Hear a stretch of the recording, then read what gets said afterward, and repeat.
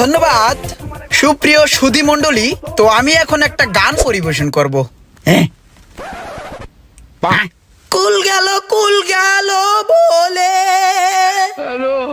কুল গেল বলে কুকিল ডাইকা পেরেশান, কুল মজাইতে আইছে রে কালাসান, তোরা নগরবাসী খুব সাবধান, কুল মজাইতে আইছে রে কালাসান।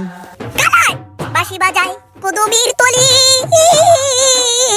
নাইতে গিয়া নামিস না কে যমুনার জলে, কুল হারাবি ওই না কুলে, কুল হারাবি ওই না কুলে, শুনলে পোরা বাঁশির টান, কুলম যাইতে আইছে রে কালাসান, নগরবাসী খুব সাবধান, কুলম যাইতে আইছে রে কালাসান।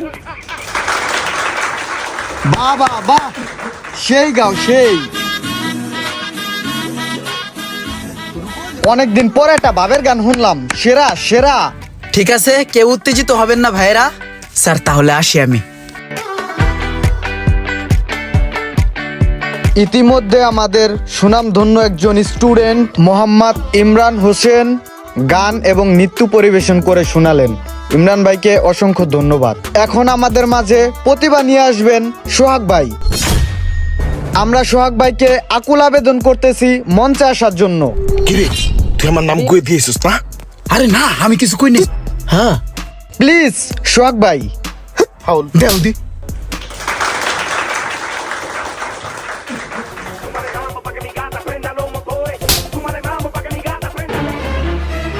আসসালামু আলাইকুম। আজকের এই বিদায় অনুষ্ঠানে আমাদের এই Mizan mobile repair training centre থেকে যারা কোর্সটা কমপ্লিট করে সার্টিফিকেট নিয়ে আমাদের থেকে বিদায় নিচ্ছে তাদের জন্য, তাদের সকলের জন্য রইল আমার প্রাণ ঢালা শুভেচ্ছা ও ভালোবাসা। আর এই মুহূর্তে আমি একটা ইসলামিক সঙ্গীত গেয়ে শোনাবো। বন্ধু ভুলে যেও না কখনো, যেখানেই থাকো যেভাবেই থাকো, মনে রেখো আমিও আছি তখনো। বন্ধু ভুলে যেও না কখনো।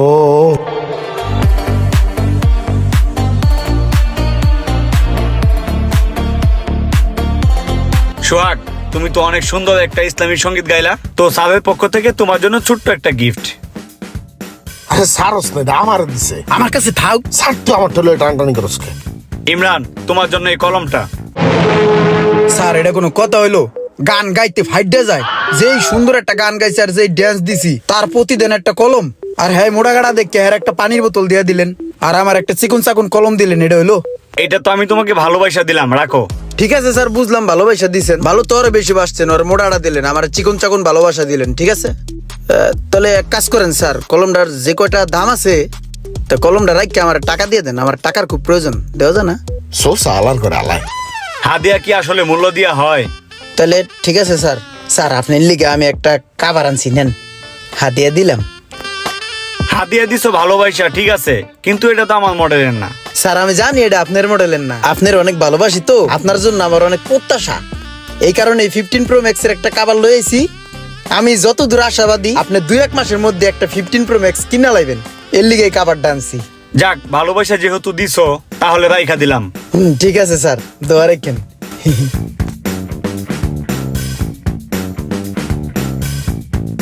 কিরে ওই, তুই যে কিপটা, তুই সারা যে কাভার দিলি কয়টা দা কিনছস? আর কি কিনছি, আইতাছি রাস্তায় টোকাই পাইছি, পকেটে লয়ে লইছি, এখন কাজে খাড়াই দিলাম। তুই একটা আস্তা বাটপার রে আলাই। হুবডা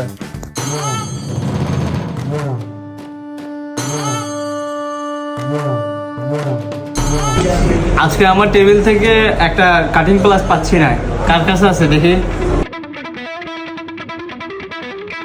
স্যার এই ঘটনার আমি তীব্র নিন্দা জানাই। এই চুরিদারি এগুলো একদম ঠিক না, বুঝছেন? অনেক সময় অনেক স্টুডেন্টরা মনে করে কি জানেন, যে স্যারদের ব্যবহৃত কোনো জিনিস নিয়ে গেলে তার কপাল খুললে যাবে। এটা তো কপাল খোলা না রে বোকা, এটা তো চুরি। স্যার এই ঘটনাকে আমি মন থেকে ঘৃণা করি স্যার।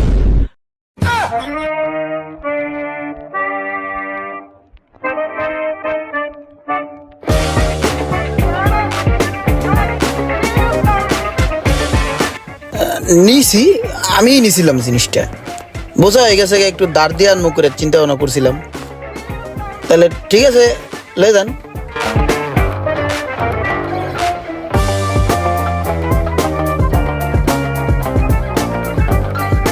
কদি ক তোর নতুন দোকানটা কি এমন হয়ে গেল? ভালোই তো চলতেছিল, কেমনে গেল তোর দোকানটা কদি? ভাই দোকানটা ছাড়ার আমার কোনো ইচ্ছা ছিল না বুঝছেন, ভালো টাকা ইনকাম হইতেছিল, কিন্তু কিছু পাবলিক আর হইলো মার্কেটের যে মালিক পক্ষ আছে তারা মনে করেন আমার দোকানটা ছাড়তে বাধ্য করছে বুঝছেন, আমার পুরো উচ্ছেদ করে ভাইয়া দিছে। ফোনটা চার্জ হয় না, ঠিক করা যাবে? দেখি এটার মোবাইলের পাশা পাল্টাতে হবে, পিন পাল্টাতে হবে বুঝছেন, চার্জিং পিন। এটা আপনার প্রায় 5,000 টাকার মতন খরচ হবো, করবো। এ দে, পাগল ভাই, চার্জিং এর সমস্যা তো। জি ভাই। 600 টাকা দিন, ঠিক করা যাবো, করবেন? আচ্ছা ঠিক করে দেন, আমি আসতেছি। আচ্ছা যান, ঠিক আছে। ধুৎ বেটা, এটা কোনো কাম করলি বেটা, তুই তো জীবনে উন্নতি করতে পারবি না। মুরগি মুরগি আইফোন আলার মুরগি খুব দেওয়া যায় তো মুরগিটা, তুই বেটা এটা কি করলি আইফোন থাক, মোবাইল? সমস্যা নাই। ব্যবসা বুঝে না। দোষ 1000 টাকা পাইছি আইফোনের পাশায়, দেখছিস আমার কপালটা আজকে কত ভালা। 1000 টাকা সকালবেলায় দেই, দাদা। এ দে, এটা কাস্টমারের টিয়া, কাস্টমার মোবাইলের পিছে রাখছে, দেখোস নাই? আর বেটা কাস্টমারের টাকা এটা তো আমি উজানি। কাস্টমার এলে কবি কি মোবাইলের ভিতরে কোনো টাকাই ছিল না, তুই দেওয়াও নাই, তুই পাসও নাই, বুঝছিস নাই? আমার পকেটে থাক। এটা কোনো কথা? আচ্ছা তোর একটা জাবেদা কই। সোহাগ সাহেবের মোবাইল সার্ভিসিং এর দোকানে কাস্টমারের মোবাইলের পিছনে 1000 টাকা পাওয়া গেল, আর সেই টাকাটা ইমরান সাহেব বাটপারি করে তাহার পকেটে ঢুকাইলো। আর সোহাগ সাহেব পাতালটা গরম করিয়া ইমরান সাহেবের কানটা ফুটা করে দিল। এটার জাবেদা কি হবো ক, ডেবিট না ক্রেডিট? ল বেটা 1000 টাকা লইছি, চাইলে তো দেয়া দিই বেটা, এটা আবার জাবেদা ধরা লাগে। ল বোকা, হে হে। ওই কোনো একটা জাতা দে।